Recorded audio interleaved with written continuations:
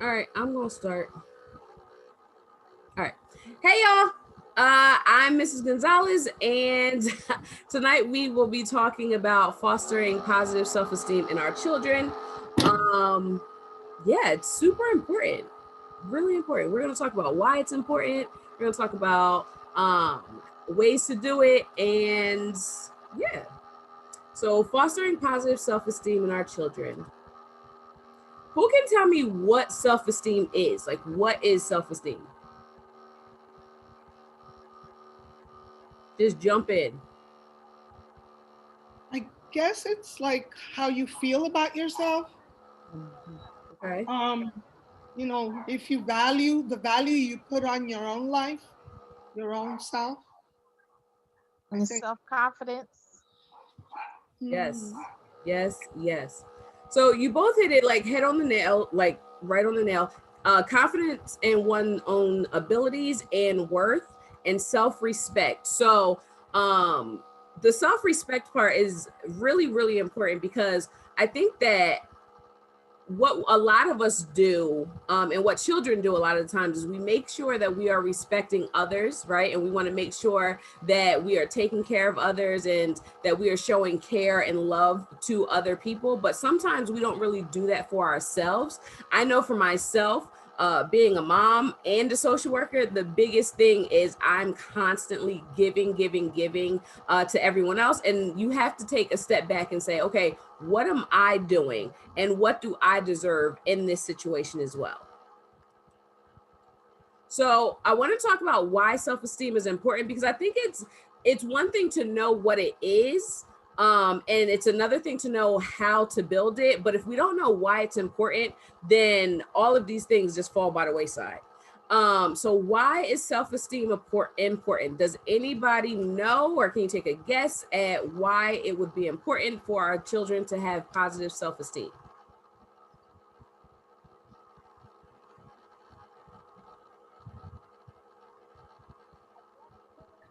I guess it would be something like if it's important because then that you can convey a good healthy self-esteem with to your kids, and self-esteem is the way you introduce yourself to the world, to people, to situations, to life. The energy you bring to your everyday life, I Right. think. What do you guys think? Oh, Donnie's here. Anybody else want to take a stab at why it's important? I think self-esteem is important, especially for young kids, because once they know their self-worth, they won't be like followers, I Right. guess, so to speak. They'll be able to stand up for themselves and what they believe in. They can be confident in what they're doing. You know what I mean? The kind of person that they are. Like they won't be easily influenced, I guess is what I'm trying to say, if that makes sense. Yeah, no, it absolutely makes sense. Um, I've got two kids, and my oldest, his self esteem is through the roof, right? Like, probably a bit much, but you know, you know. The little one though, he is like you said, like a follower, or he doesn't really speak up. So if he's playing with other kids and they do something that he doesn't like, he won't say to them like, hey, I don't like this because X, Y, and Z. What he'll do is he'll do whatever it is that they want him to do, and then he'll come to me and his dad and complain, right? And say, I didn't like when this kid did this or when they did this. And I'm constantly telling him, you have to be the one to tell them, right? Because first of all, you guys are kids, and I want you to learn how to advocate for yourself. I'm not going to be there all the time, so I need you to learn to say, listen, I don't like that, and if you don't like it and it doesn't change, I need you to walk away. So he's 7, we working on it, we really working on it. But you're right, it does allow him and kids with higher self-esteem to really, like, for lack of a better term, I guess, like, defend their own heart and not be so persuaded and hurt by other people because they know who they are. Hmm. So when we say self-esteem is important, because it can influence your choices and decisions. In other words, self-esteem serves as a motivational function by making it more or less likely that people will take care of themselves and explore their full potential. I think that the whole reason I started doing these sessions is because I know as a mom, once I had kids, I wasn't taking care of myself like at all. And so, in order for us to teach these things to our kids, we also have to be exhibiting them. And so it took a lot of work in the self-esteem department and the self-care department to really get myself together. Like, hey, yes, you are their mom, and yes, you are this man's wife, but you are a person that deserves to be taken care of. You deserve to explore the things that you enjoy. One of the stories that I normally tell people is the one time I realized that I wasn't taking care of myself is the kids were in school, the husband was at work, we had leftovers for dinner, the house was clean, and I did not know what to do with myself. Like, I was just sitting there like, there's nobody here for me to care for. There's nothing for me to clean. Nothing for me to do. And I was stuck. I was really in a position where I was sad by the fact that I didn't know what to do with myself outside of my kids and my husband, and taking care of the household. And so this self-esteem is important because we do need to explore who we are and take care of ourselves. Thoughts about this? Well, one of the things that I always say that I've learned it a little late in life, but I've learned it, is that, the Bible, and I'm a church girl, so the Bible always, when it says love people, it always puts the caveat of love others as you love yourself. So if Right. I don't love me, I can't love correctly others. I Because agree. since I don't love me, I don't know how to love you. Agreed. Because then I have nothing to give. I Right. have nothing to share. So I have to learn, really dig into, okay, wait a minute, Mildred, you have to, who is Mildred? What is good about you? What is God in you look like? And Right. love it. That way I can then love God in others. Agreed. I agree with this. Yes, So Mildred. I had to learn that too myself. It's a learned it behavior. is. So Hmm. many people keep telling you since you're born all the things that you don't know, you need this, you need that, and sometimes it's just too much. And you keep hearing these voices and these voices saying that you're not enough, that you're not this, that you're not that you should have done that, have this, have that, and sometimes, wait, Lord, please help me. And when I got that revelation of, wait a minute, I can't love others if I can't love myself, that was like a healing for me Yeah. inside. I think there's so much pressure on women in general, but then when we're in the position to care for other people, I feel like there's so much pressure to do those things perfectly, and it could be seen as selfish when you take care of yourself or you take time for yourself. I know for myself, a lot of the times, work in general, so like, if I get off of work at 3:45, 4:45, I'll still be on my phone or whatever until like 5:30, and my husband will be like, work is over. But I always feel like, no, like if somebody contacts me for work, even though it's after hours, like I feel like I have to answer. Like I feel like I have to, be there to support somehow. And so yeah, this idea of taking care of ourselves and loving ourselves before we can love other people, it's really important to when you realize it. All right. So ways to encourage positive self-esteem in our kids. Um, these are actually some fun ways, I think. So giving them the opportunity to feel empowered. So one of the the ways that I do this, especially now with virtual learning, is my kids, a lot of their stuff, as long as they're not meeting times. So you can either do your math or your reading, right? Because you have choices. You're gonna do this work, but you get a choice on which one you want to do first.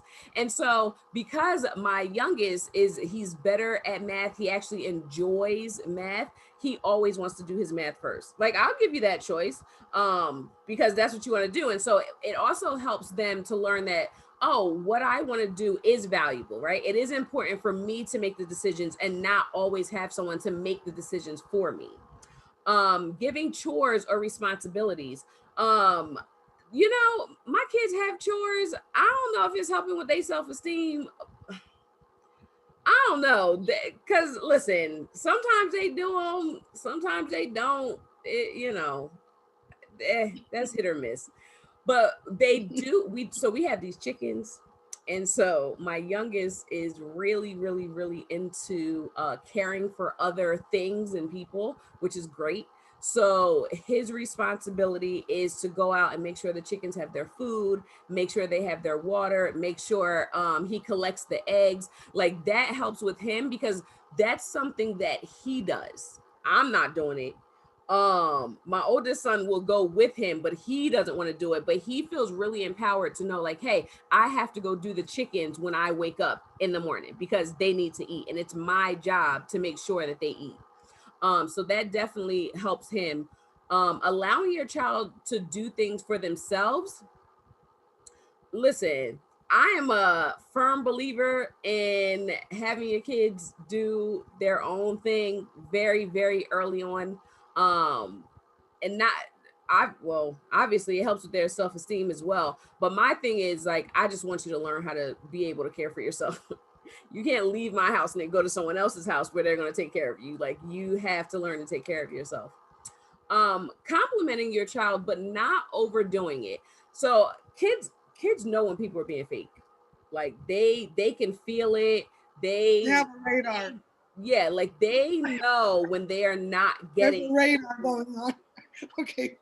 Yeah, they really do. And so when we're complimenting our kids, not overdoing it, but just letting them know, like, hey, that's a good job, or I really like the way you thought through this. Complimenting the process and not always the end result, because they're going to need this process all the time, where they may not get that end result. So if it's like, okay, I really like the way that you thought about this situation and how you got to this answer.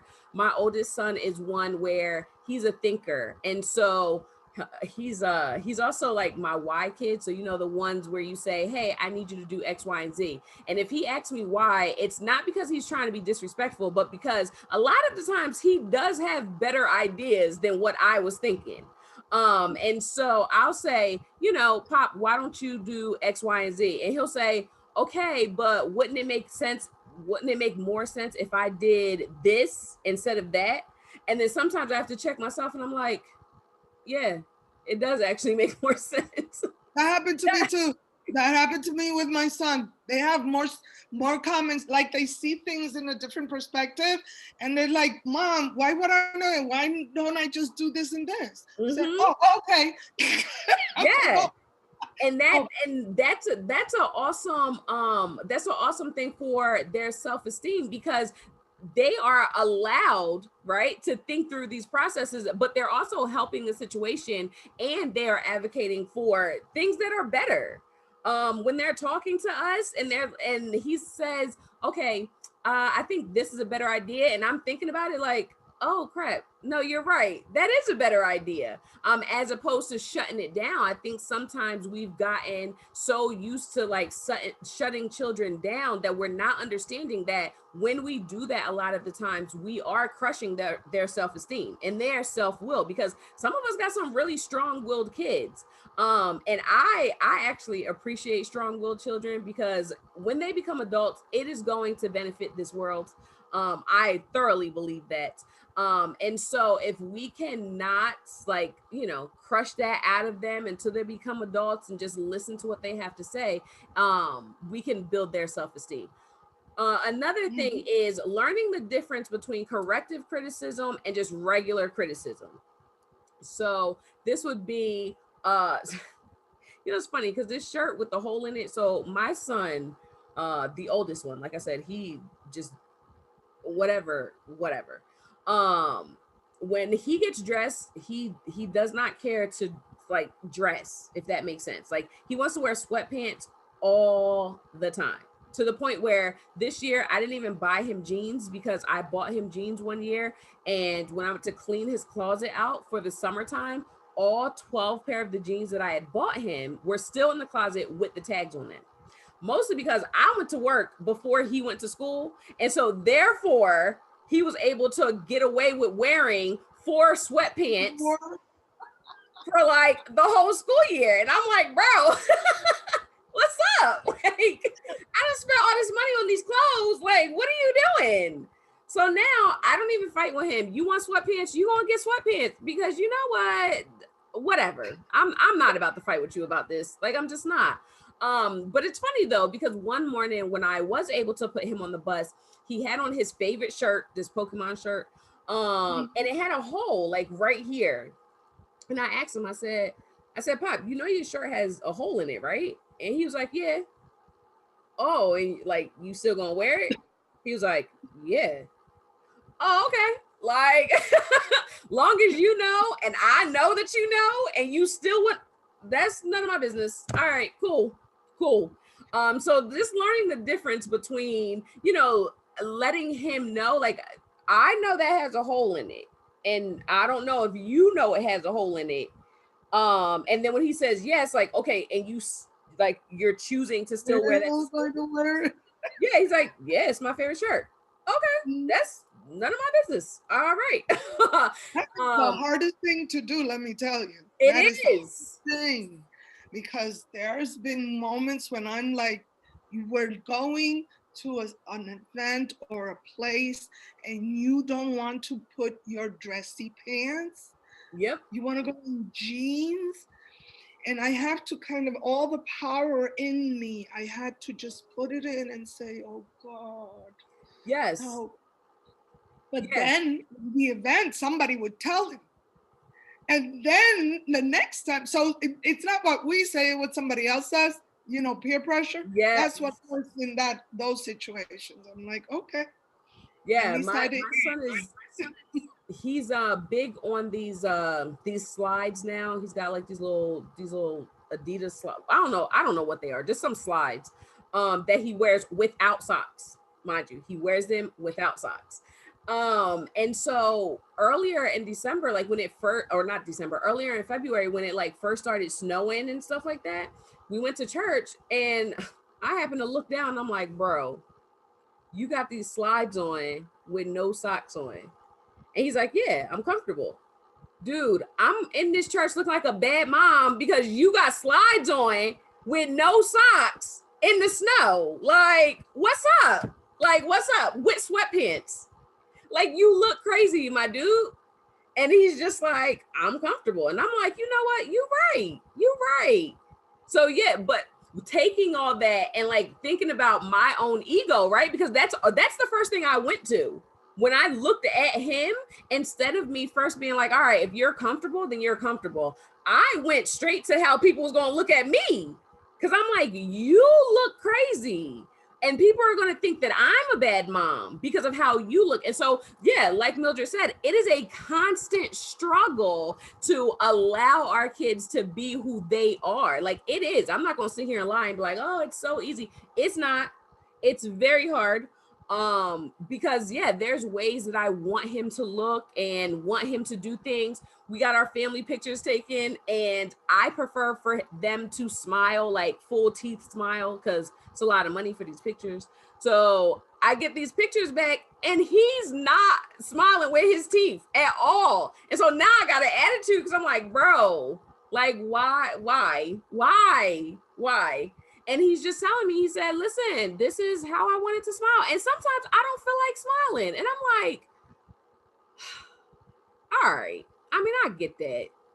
I feel like you messed up my pictures, but it's okay. Like, you know, I'll deal with it. So now it's almost like I got to make a deal with him on picture day. To like, please smile. Just please, like, please, what you want? Like, I need, Because he doesn't fully understand that, like, these are my pictures, sir. Like, you are in them, but that's my pictures, not your picture. But that's a whole nother story. Another way to encourage positive self-esteem is spending time with your child. Now, I'm not going to sit here and act like, well, all right, let me start by saying spending time with my kids is like my number one goal every day of my life, right? Like I need to spend time with them because I'm away, and I just think it's really, really, really important for me to spend time with my kids. Like that is, I will build my entire night around spending time with my kids. What I'm not going to sit here and lie and say that it's always enjoyable. Now, I don't watch the same movie like 5 times in the last week, and I'm gonna do it because this is what they want, but I'm okay with not watching this movie again. Like I'm really okay. And I have boys, right? So I don't get to watch like fun princessy movies. Like I don't. Like somebody's got to be getting beat up every movie. Like, dude, what's up?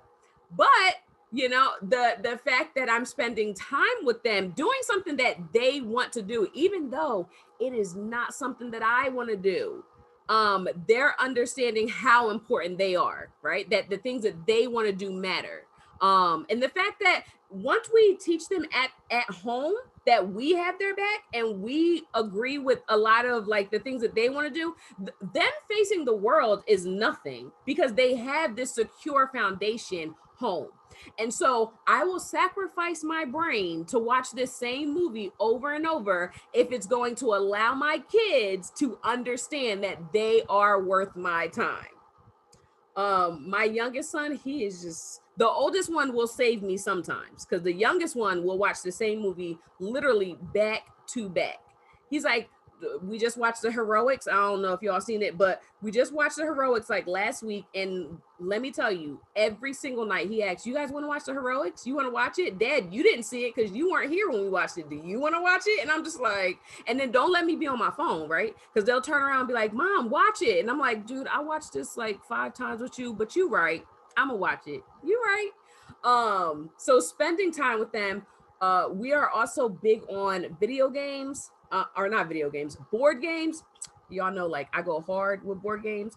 But there are some of these board games that I don't be wanting to play. Like I don't. But if they want to play it, then okay, cool.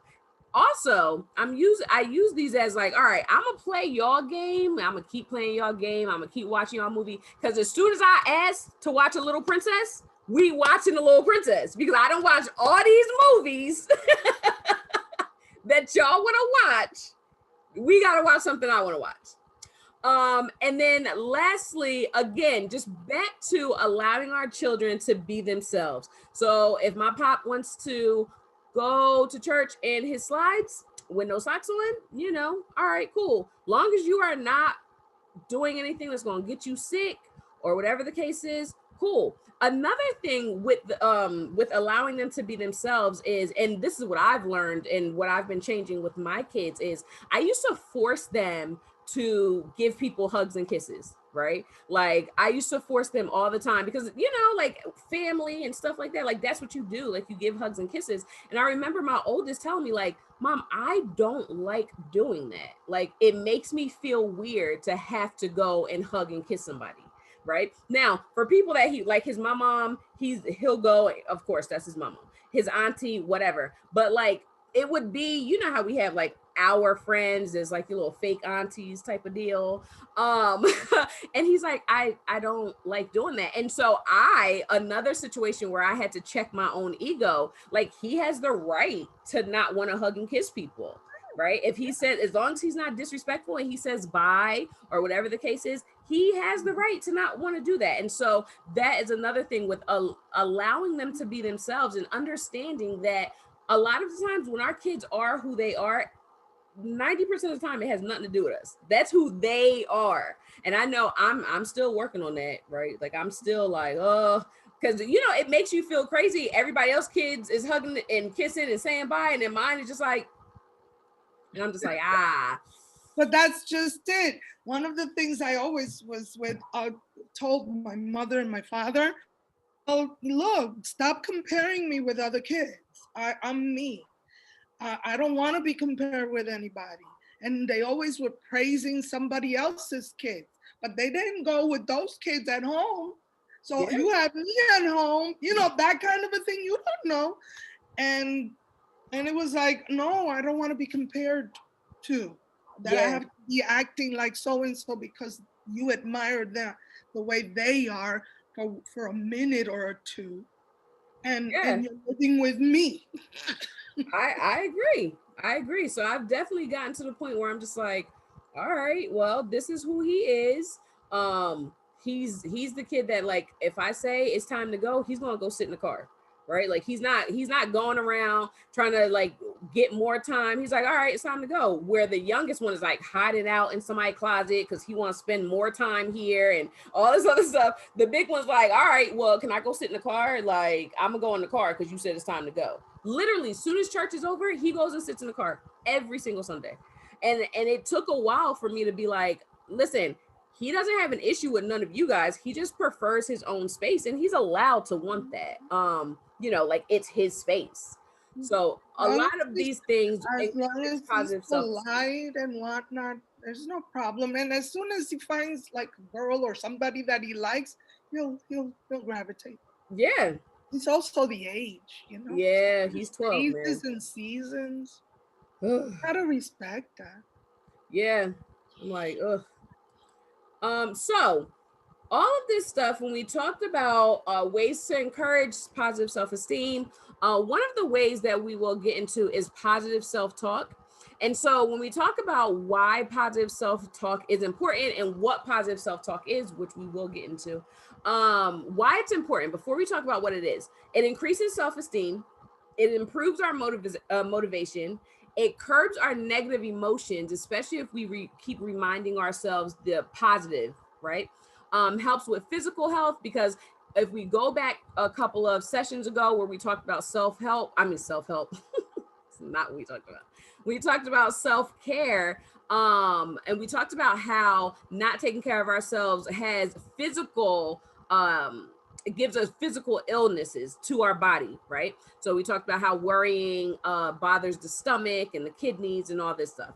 It develops resilience, reduces stress, encourages taking risks, which is one of the biggest things that our kids should be doing, taking risks, because all of what they do in terms of education is taking a risk, right? Like when they raise their hand to answer, when they're trying a problem that they're new at, these are all taking risks. And so we really want to really motivate them and cultivate this taking risk point of their being.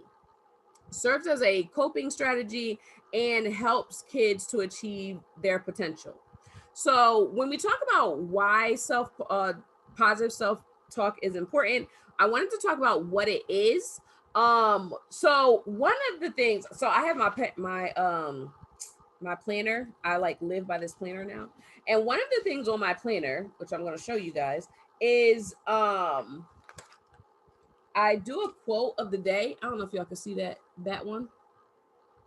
Right? So I do a quote of the day every day, right? And the reason I do this, this quote said, "There is no competition because nobody can be me." Right? So it's one of those ideas where I don't have to compete with anybody else. Like I have no competition. It makes the work that I do, it makes it personal to me, right? Like I don't want to compare myself to other social workers. I'm not going to compare myself to, oh, well, this school social worker is doing this and that. I don't care. This is what I'm doing, right? And my goal is not to compete with anybody. And so positive self-talk is really just talking to ourselves and reminding ourselves who we are and the positive things about ourselves. My quote of the day literally changes every single day depending on how I'm feeling. Like today's was clear your desk, tie up your hair, grab a coffee, and just start, because I knew I was going to be cleaning my office. Like I knew I was going to be doing that. So so I was like, yo, this is the quote for the day. But teaching our kids how to have a quote or a word of the day that just encourages them, right? Like it doesn't have to be something that they share to anybody if they don't want to, but just something for themselves. And so 12 ways to help boost a child's confidence, encouraging growth mindset. As kids get older, it is a little bit harder for them to have like a growth mindset and understanding that, listen, this is not fixed. Instead of you saying, oh, I don't know X, Y, and Z, you can say, maybe I can try a different way of doing this, right? This way is not working, but maybe I can try a different way. Encouraging independence, reminds them of their strengths, gives chances to shine, gives specific feedback, teaches and discusses resilience. These are all ways to help boost our children's confidence in their self-esteem. If we were in person, which we are not, I would have given you guys a folder with the positive self-talk journal as well as the affirmations. This is a good way to start kids with their positive self-talk. So when you say, I feel good when, and then they write down when they feel good, I'm proud of myself because, like, what are they proud of themselves? Not what are we proud of our kids for, but what are they proud of themselves for? Yeah, I will probably find some way to put this on Schoology, but I think that this is like a really positive way to get our kids to start thinking of themselves in a more positive way. Yep, I can do that. But yeah, what makes me unique. Another one is the positive thoughts and affirmations. So to anyone that this is new to, it's going to be hard to come up with affirmations unless you've been doing it for a while. And so this is just 50 affirmations that our kids can start with until they start to get older and, understand how to put their affirmations together, understand what is great about them, whether it is their giving or, whether it is just who they are, personality, like all of those things. My thing is, when people ask me what is one thing I'd like about myself, I always try to do non-physical stuff because I want our students to learn, like, no, you're an amazing person because you're an amazing person. If you are a cute little girl, great, you're cute, like whatever the case is, but we need something that's going to last longer than that, right? Because I'm gonna get old, and so this idea of being cute, like, it's probably not, whatever, but I'm funny. I'm gonna always be funny, right? No matter how old I get, I'm gonna be funny. And so when we think about like positive affirmations and thoughts about ourselves, just looking at what's inside of us and the things that we are. I know for my youngest specifically, I can say he's really loving, right? Like he will come in here and ask me like, Mom, are you okay? Like, how was your day? Like he asked before I got on here, he's like, how was your day, Mom? Did you have a good day? He'll share some of his food. He's like, oh, I'm eating this orange and it's really good. Do you want some? And I'm like, yeah, shoot. Yeah, I want it. My oldest, while he is not as affectionate as the youngest, he's a thinker, right? And so if I look like something's wrong, he's like, Mom, well, what can we do, right? Like in what way can I help you feel better about whatever the case is? He's not gonna hug and kiss me like the little one will, but he'll think through it. He'll have me think through what it is that that I can do to, I guess, not be upset anymore. Yeah, I'm definitely gonna send these. I also have, which I wasn't able to put on here, I have a positive self-esteem task cards where it gives you a daily task to do. I can send you guys that too, because I do have it on here, but it's for kids, and I'll email you guys that too. And then this little poem where it just says, I don't have to be perfect. I can be good to myself, be kind to myself, try my hardest, worry about the things that I can control, accept the things that I cannot control. I think that's one of the hardest things when it comes to self-esteem. Sometimes there's things out of our control that we have to accept it. And while us as adults, it might be hard for us to do that. Imagine how it is for a child to try and accept it, even though they might not even have this language in order to do that. And so they're struggling with things that they can't control. Try new things, even if there's a chance I may fail. Be satisfied with my effort. You know, this is one of the things I'm really thankful because that I'm cool with just being satisfied with my effort. Okay. Like I used to be like, oh, this has to be perfect and this and the third. And then I was like, you know what? So I felt like my parenting had to be perfect when I first had my kids, right? Well, my oldest. And I'm like, no, I have to be the perfect mom.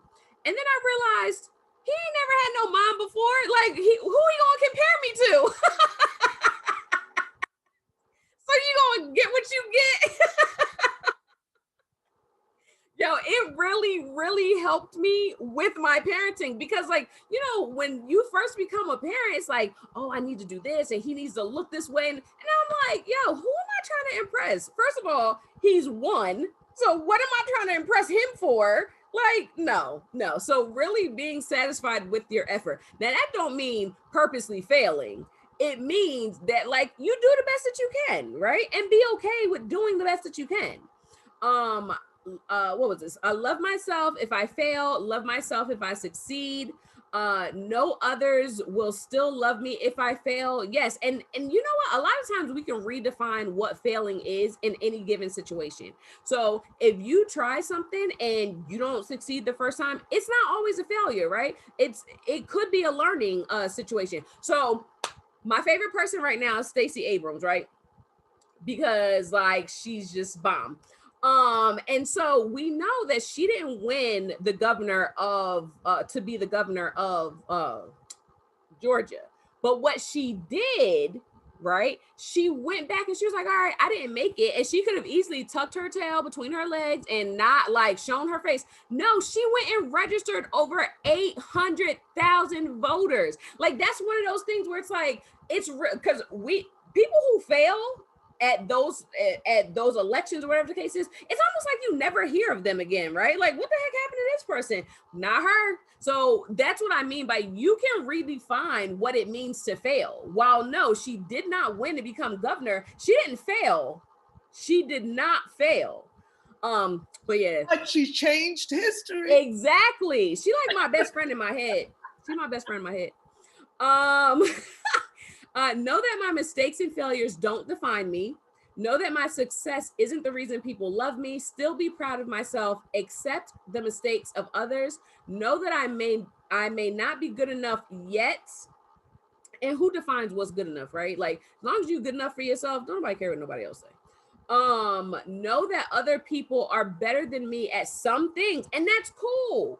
Right. I think that one of the biggest things that I always want to teach my kids is I don't ever want to be the smartest person in the room, right? Because if I'm the smartest person in the room, then I'm in the wrong room.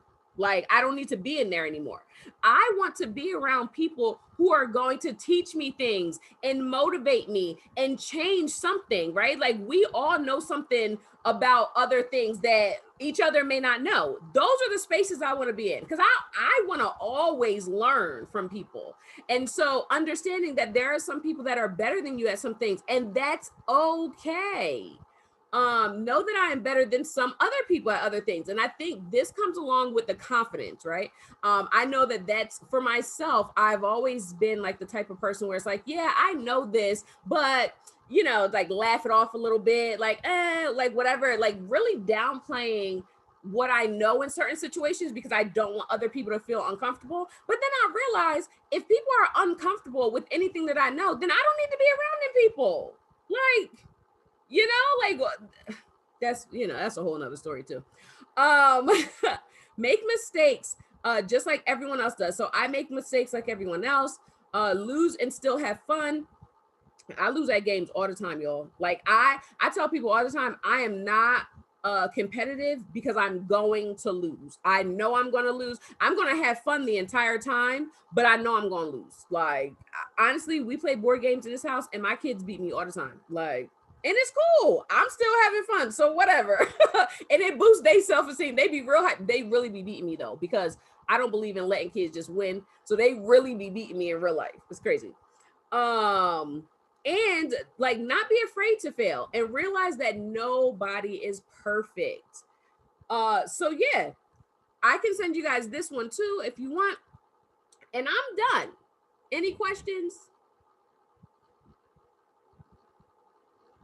Look at that, 45 minutes.